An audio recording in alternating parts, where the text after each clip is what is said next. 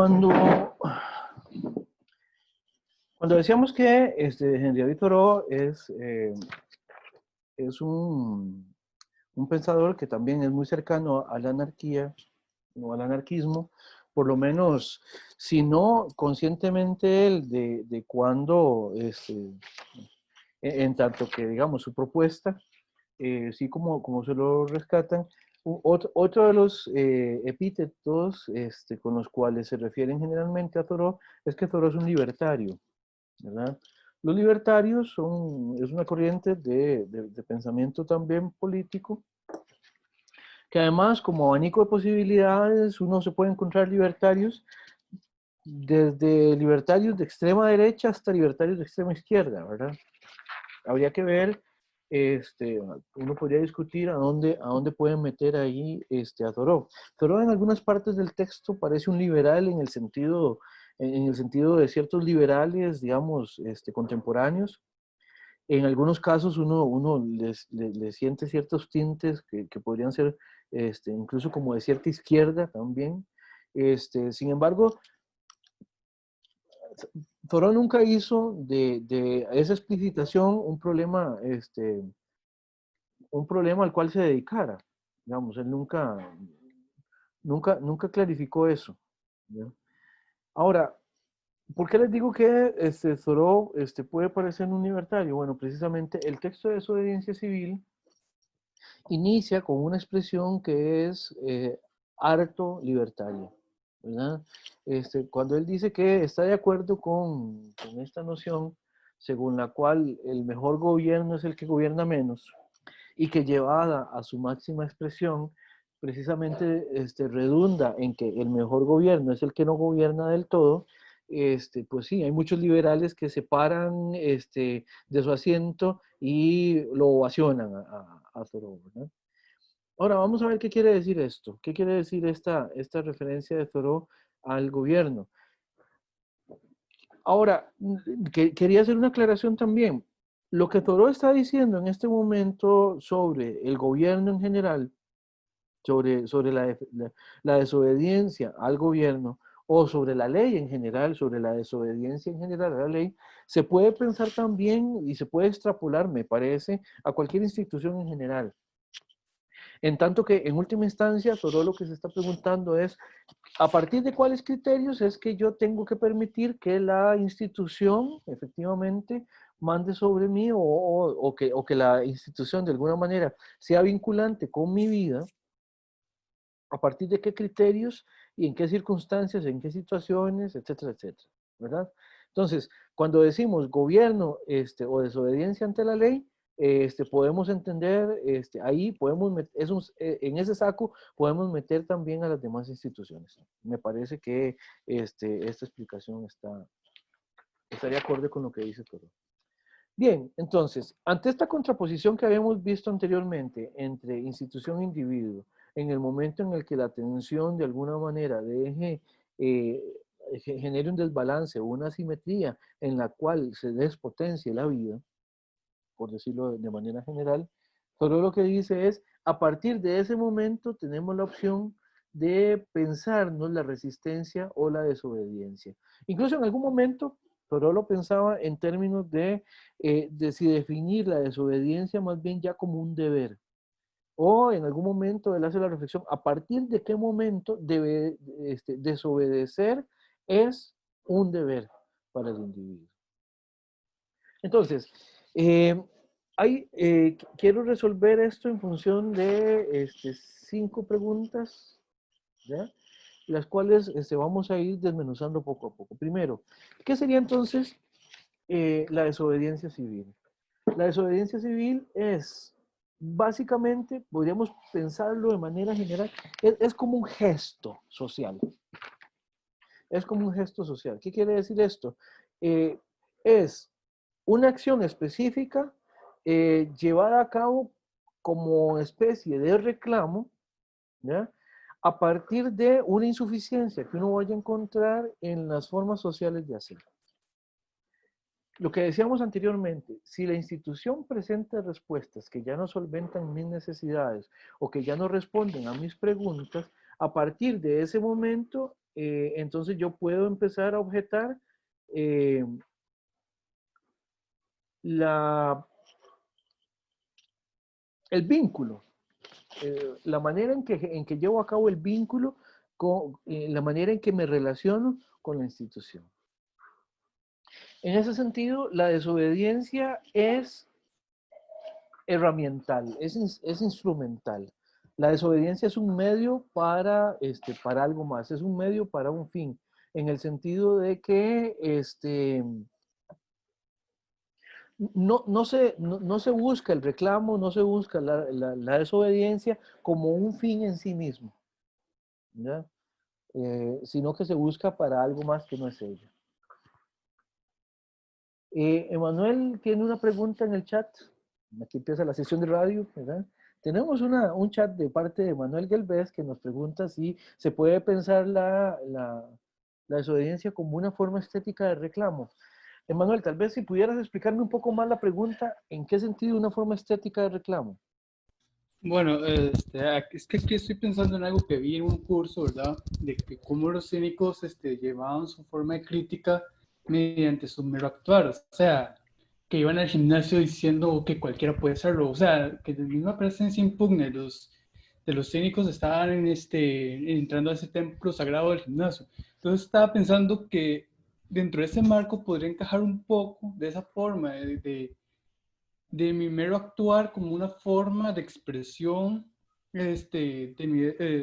para hacer el reclamo de algo injusto, de como lo dice Thoreau, de como está diciendo, como una forma de ir contra el gobierno, como una forma de reclamo. Sí, sí, sí, digamos, sí, en ese sentido sí, y podría haber formas estéticas de expresar la desobediencia civil. Eh, sí, sí, sí, no hay ningún problema, digamos. Vamos a ver, eh, y estético en un sentido amplio, ¿verdad? En el sentido de que también se puede relacionar con una manera, eh, voy a decirlo así, como una manera performativa, digamos, como de llevar a cabo, de vehiculizar un mensaje en este sentido político. Sí, Sí, claro. en efecto, eso me refería más que todo, o sea, hacer que yo cuando me estaba diciendo eso, yo me puse a pensar, es como una forma donde mis acciones hablen por mí sin necesidad de que yo tenga que expresarlo con palabras, o sea, dar sentido sin tener que dar palabras y de esa forma hacer el reclamo. Sí, esa es una posibilidad, no es la única, pero sí es una posibilidad, efectivamente. Sí, sí. En ese sentido, había, en la época de los 70, no sé si ustedes recordarán o conocerán el fenómeno de los happenings, ¿ya? Que era una intervención. Ojo las palabras que voy a utilizar, ya, sí, ya más hipster no se puede, ya. Una intervención performativa, digamos, de alguna situación determinada, ¿verdad? Eso, si usted le agrega un determinado tipo de contenido para hacer un determinado reclamo también, pues por supuesto que también se podría introducir dentro de la problemática que estamos viendo. Había muchos happening que no eran ni más ni menos que una muestra de lo que se podía hacer nada más, sin mayor expectativa que esa, pero también podían vehiculizar también mucho un mensaje y una, o sea, podrían tener mucho, vamos a ver, dependiendo del contenido que tuvieran, también podrían eventualmente sí funcionar, Es que efectivamente. lo menciono particularmente porque en estética, en cierta manera, cuando se habla de encontrar sentido, como la manera misma de estructurar lo que es la obra, no entendiendo obra nada más como, por ejemplo, un cuadro, un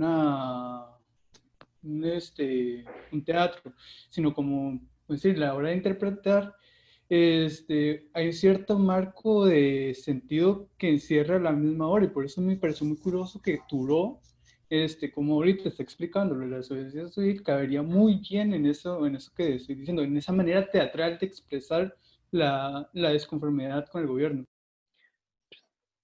Como le digo, es una posibilidad, es una posibilidad. Ahora, no necesariamente tiene que ser vehiculizada a partir de una propuesta estética, ¿ya? pero es una posibilidad. No lo excluye, claro. En ese sentido es una preocupación interesante, Emanuel. Claro. Sí, muchas Bien. gracias. No, hombre, gracias a usted más bien. Como les decía, y en ese sentido, no es una acción, usando las palabras que me acaba de prestar en ese sentido, Emanuel, no es una búsqueda de sentido que sea, que sea suficiente en sí misma, ¿ya? Si se va a desobedecer una norma, no es simplemente por desobedecer la norma, o sea, no es en este sentido un acto absurdo en sí mismo, en el sentido de que no es un acto que no tenga una justificación, siempre va a tener una justificación, ¿verdad? Y la justificación no es poder hacerla, ¿ya? Sino que es algo más. Y ese algo más generalmente tiene esta peculiaridad que es un medio, es un medio y es un medio de reclamo. Otra cosa que es importante es que entonces, en tanto que es un medio para establecer un reclamo, es por lo tanto un recurso, ¿verdad? Esto es importante, ¿por qué? Porque ante esa insuficiencia que les decía, ¿verdad? Eh, ante cierta institucionalidad, la desobediencia da un lugar también de apropiación política, ¿verdad? Da también un lugar de generación de contenido de libertad, por ejemplo. En este sentido, la desobediencia también puede generar un lugar de vida en los términos que lo veníamos definiendo anteriormente, ¿verdad? Sí. O sea, la desobediencia civil, entre otras cosas, la definimos a partir de precisamente esa dirección, ¿verdad? Ahora, precisamente esta posibilidad de reclamo que tiene la desobediencia civil es la que nos permite determinarla, ¿verdad? Vamos a ver. ¿Cuáles son los límites de la desobediencia civil? ¿Hasta dónde llega la desobediencia civil? Y hasta dónde es desobediencia y hasta dónde es otra cosa, ¿ya? Eh, el reclamo como tal no es desobediencia. Ya, bueno, vamos a ver, en Costa Rica que el deporte oficial después del fútbol es reclamar por cosas, digamos, no sé, antes cuando uno iba a hacer trámites, cuando uno salía de la casa y iba a hacer filas, digamos, ya, por ejemplo, yo tengo alguna experiencia, yo me pagué la universidad haciendo filas, yo trabajé como asistente de abogados para pagarme la universidad, ¿ya? Entonces, de todo todas esas filas que un abogado no tiene ni el gusto ni la paciencia para ir a hacer, ¿ya? Bueno, a mí me tocaron hacerlas. Y en todas esas filas, es que no fallaba, digamos, uno dice, tardaba un montón de tiempo haciendo un trámite y desde esas filas era muchísimo más evidente lo absurdos que son algunos trámites, lo idiotas que son algunos requisitos, ¿ya? Y ni qué decir que también la relacionabilidad que se establece a partir del trámite mismo, digamos, donde, no sé, bueno, no voy a hacer ningún ejemplo porque tendría muchos, digamos, ¿ya? Pero el punto es,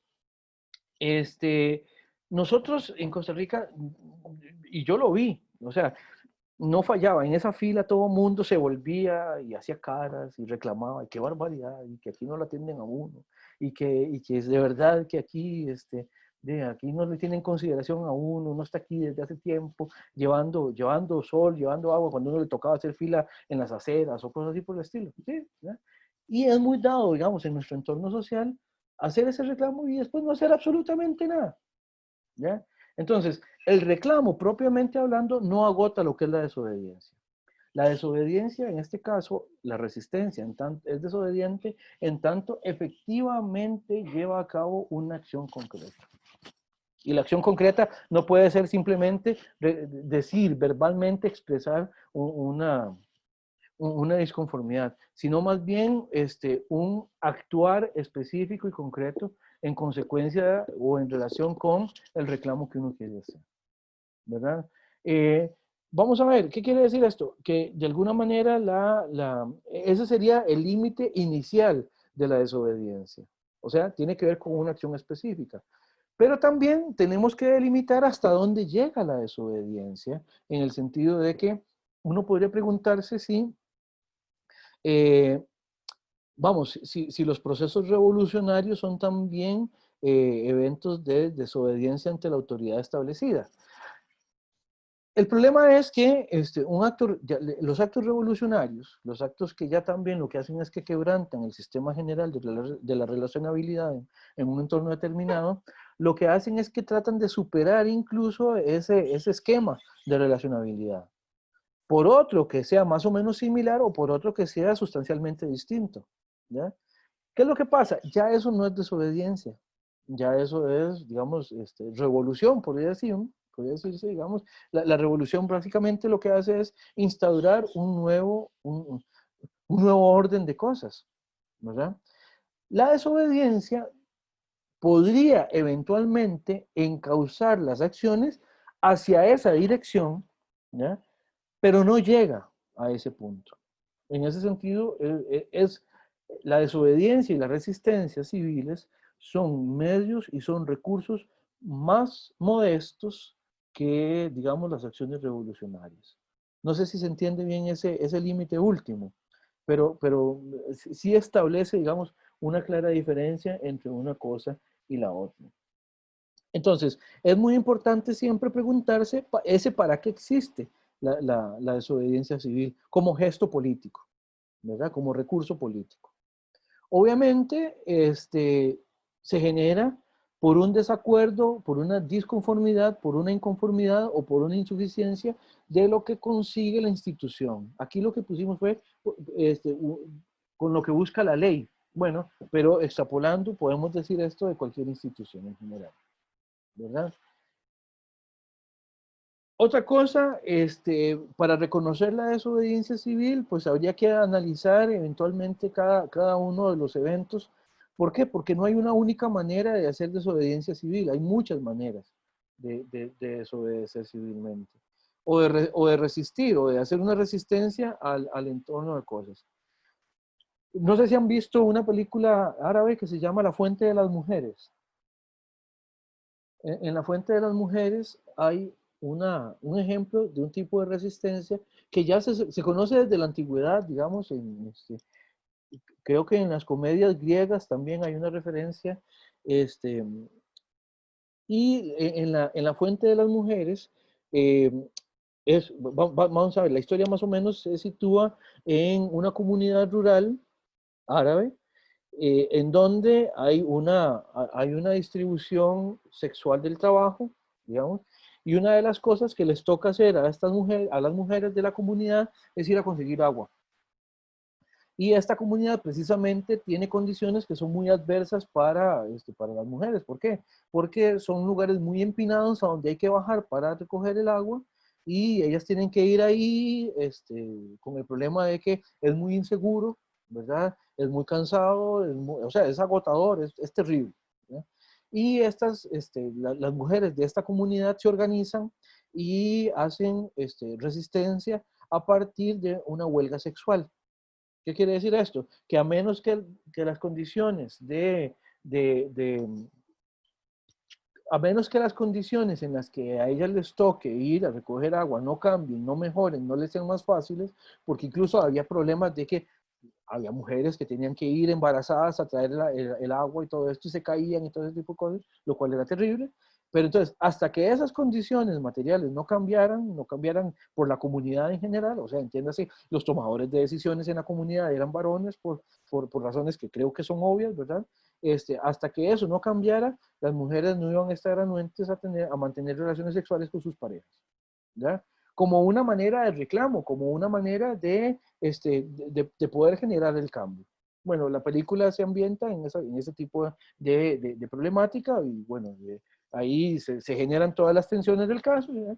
Pero esa es una manera de resistir, tal como, por ejemplo, también es desobediencia civil hacer una marcha o, no sé, hacer pintas en las paredes.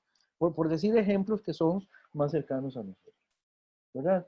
Este, en principio, la resistencia generalmente, al menos desde la teoría, se plantea como una resistencia pacífica, ¿verdad? Sin embargo, a veces cuando las cosas se descontrolan, y ejemplos a propósito de esto, este año hemos tenido un montón, a propósito de todas las revueltas, por ejemplo, en relación con el movimiento Black Lives Matter, ¿verdad? En Estados Unidos, ¿verdad? Todo lo que fue en historia reciente también, los chalecos amarillos en Francia. Recientemente hubo también manifestaciones en Colombia, también a propósito del reclamo por brutalidad policial, ¿verdad? Y aun cuando pueden empezar siendo actividades pacíficas, pueden degenerar en otras cosas. Pero entonces, la delimitación tiene que ver con cuándo es que empezamos a ver acciones concretas y cuando esas acciones concretas ya van más allá de lo meramente desobediente. Eso es lo que nos permite delimitar el fenómeno, ¿verdad? Y dentro de esos dos límites, el abanico de posibilidades es más bien bastante grande, ¿verdad? Es bastante grande. Otra pregunta que es interesante y es si hay un derecho a la desobediencia civil. ¿Hay derecho a desobedecer civilmente? Esta es una pregunta que surge precisamente ante ciertos fenómenos como por ejemplo el derecho a huelga es un ejemplo que es interesante como una de las conquistas que se logran a partir de ciertas formas de resistencia. Ustedes comprenderán o recordarán más bien que el derecho a huelga se consigue a partir de los movimientos de trabajadores en Estados Unidos hace como siglo y medio. Ahora, ¿cuál es la cosa con esto del derecho a la desobediencia y a la resistencia? El problema es que técnicamente tenemos un problema en el momento en que planteamos el derecho a desobedecer. ¿Por qué? Porque de alguna manera, si ya hay derecho a desobedecer, como que pierde la gracia. ¿Por qué? Porque básicamente, si hay derecho a la desobediencia, es el entorno dador de legalidad el que le está diciendo a las personas que pueden desobedecer.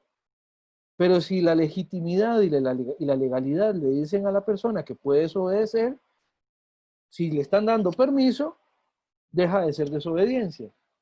Por lo tanto, la resistencia y la desobediencia en este sentido, una de las cosas también que nos permiten delimitarla es que precisamente transgreden normas. Si no hay transgresión, entonces la desobediencia no puede ser reconocida como tal.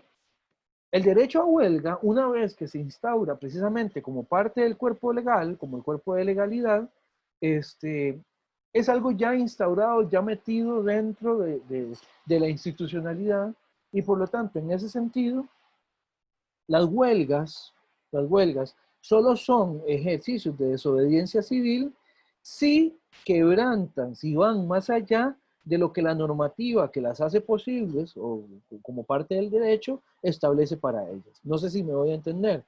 Y de hecho creo que, no sé si por ahí estará la compañera que es de derecho, ¿ya? Como para que también si tuviera algo que, en lo que me pudiera ayudar en esa explicación. Pero básicamente, no hay derecho a la desobediencia, no hay permiso a ser desobediente, porque si me dan permiso, deja de ser desobediencia. ¿Ya? Ahora, ¿por qué esto es importante? Bueno, precisamente porque la desobediencia establece siempre un juicio desde la legitimidad y también pone en tensión a la legitimidad misma. ¿Por qué? Porque muchas veces, o vamos a ver, sí, muchas veces lo que se quiere evidenciar con la desobediencia es precisamente ese límite a donde la legitimidad y a donde la razonabilidad oficial, por así decirlo, se evidencia como insuficiente. Y por lo tanto, aun cuando opera desde dentro de la legalidad, lo que quiere hacer es conquistar ciertos entornos que en ese momento están por fuera del reconocimiento de la legalidad, para que puedan ser integrados y, sí, para que puedan ser integrados. ¿ya? El reclamo es precisamente por esa ausencia de espacios que se quieren conquistar precisamente con ese acto. ¿Se entiende perfectamente? Bien, veamos un par más de preguntas.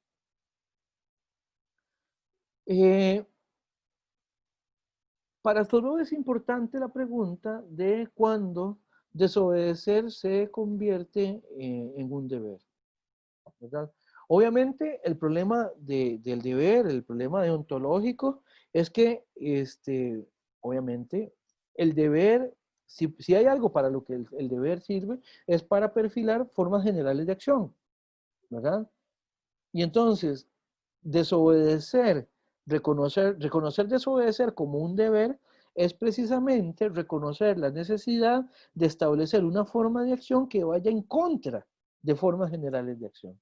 Entonces, el deber de la desobediencia es una construcción en este sentido conceptual que termina siendo de alguna manera tensional, ¿ya? Tensiona que las posibilidades de lo que entendemos como deber y las posibilidades que entendemos como obediencia. Pero en algún momento hace una diferencia para hablar de deber. Eventualmente podríamos explicar cuál es el problema que tiene. Bueno, eso lo vamos a ver eventualmente. Como les digo, lo vamos a ver después. Pero el punto es, llega un momento en el que lo único que podría hacer una persona en el reconocimiento de los problemas que tiene la institucionalidad es desobedecerla, ¿ya? Pero incluso en algún momento se pone hiperbólico, dice que si en algún momento se establece una legalidad que es injusta, el único lugar, dice Thoreau, donde una persona justa puede estar con la conciencia tranquila es en la cárcel. ¿Por qué? Porque la única manera de poder tener la conciencia tranquila en un entorno injusto es quebrantando la injusticia de la ley. Esto nos establece una distinción que es bastante recursiva, explicativamente, pero que vale la pena por lo menos traer la colación en este momento, y es que hay que recordar que la legitimidad y la legalidad eventualmente pueden ir a contrapelo de la producción de una relacionabilidad adecuada. O sea, ¿qué quiere decir esto? Puede ser que la legitimidad sea destructora de vida, para seguir en los términos que hemos venido diciendo. Eh, ¿Han visto ese meme que dice, ese meme anarquista que anda por ahí, de que la esclavitud era legal, el apartheid era legal, la prohibición del voto femenino era legal, ¿eh? Entonces, el problema es precisamente que la ley, o sea, la institución, también puede ser un lugar opresivo. Cuando eso sucede, dice Thoreau, la única manera, la única acción, la única acción digna de justicia es precisamente desobedecer la ley. Ah, otra cosa. Lo que decíamos anteriormente a propósito de si hay derecho o no derecho de desobedecer, a desobedecer, quiere decir que también la condena por la desobediencia también es legítima. Es más, una de las cosas que caracterizan a la desobediencia es que como no es un acto que violente de manera última, como no quebranta en última instancia el entorno, el entorno institucional en el cual se ubica, ¿ya? De alguna manera reconoce, y por eso se llama desobediente, reconoce la autoridad que ese entorno de legalidad o de legitimidad tiene sobre quienes se manifiestan.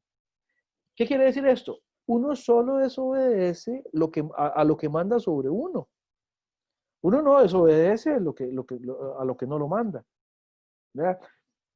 Bueno, no sé, en mis tiempos de niño era muy común que los adultos regañaran a cualquier niño que se toparan haciendo algo en la calle. Bueno, ya uno, al menos yo no sé, yo no lo hago. A veces quisiera, pero no lo hago, digamos. Pero era típico ver al chiquillo que se volvía, y si algún adulto le decía algo, el chiquillo se volvía y el reclamo de él le decía, ¿y usted por qué me dice nada? ¿Acaso que usted es mi papá? ¿O acaso que usted es mi mamá? Y ahí hay un concepto interesante. O sea, yo a usted no lo tengo que obedecer. ¿Por qué yo tengo que obedecerle a usted si usted no manda sobre mí? O sea, vamos a ver, en este sentido, no reconocen, lo cual creo que es bueno, digamos, no reconocen simplemente la asimetría de edad como un criterio de asimetría de poder, en este sentido, los chamacos ante ese reclamo, ¿verdad? O por ejemplo, yo les puedo decir que no es porque yo sea bien portado especialmente, digamos, pero yo no desobedezco al Papa. ¿Ya? ¿Por qué? Porque yo no reconozco ninguna autoridad del Papa sobre mí. ¿Por qué? Porque yo no pertenezco a la institución de la cual él es cabeza. ¿Ya? Entonces, en ese sentido, yo no puedo desobedecer, yo no puedo desobedecer a unas normas dentro de las cuales yo no estoy incluido. ¿Ya? Es como tratar de hacer trampa en un juego que uno no está jugando. ¿Ya? ¿Qué quiere decir esto? O sea, uno no puede incumplir con las reglas de algo que no tiene que ver con las líneas generales de acción que tienen que ver con uno. Por eso la desobediencia, para hacer desobediencia, tiene que quedarse dentro del entorno legal que la define como desobediente. Y haciendo eso, reconoce la línea de autoridad. Ese es tal vez una de las curiosidades, digamos, más que tienden más a lo conservador, digamos, de la desobediencia civil, que en última instancia, para ser desobediente hay que reconocer esa autoridad. Y eso nos vincula con que la condena por desobedecer es legítima. Thoreau fue a la cárcel por no pagar impuestos. ¿Ya?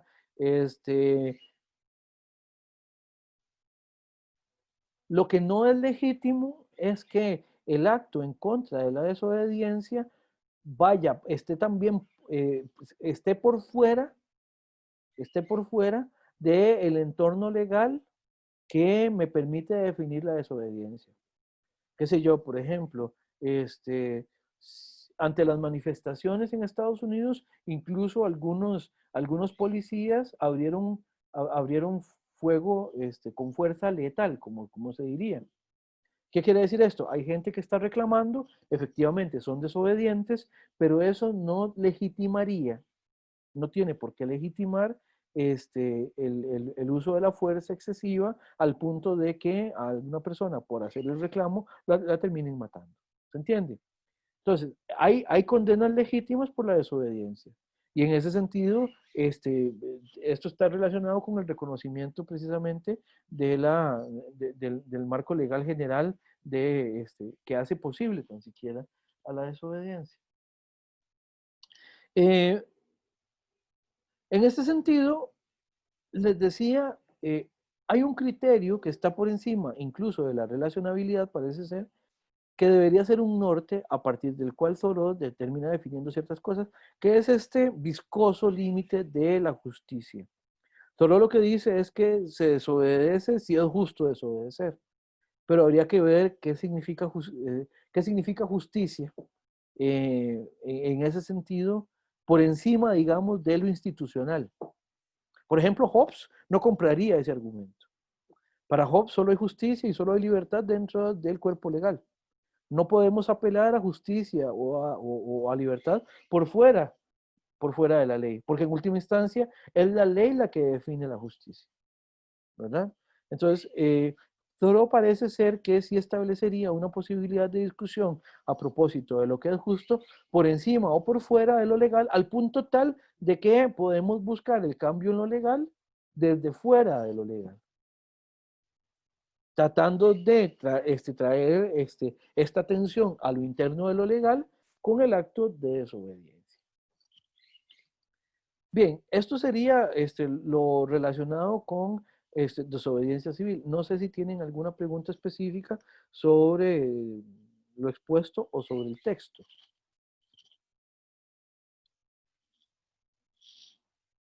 Si no, entonces, bueno, quedamos aquí en relación con desobediencia civil.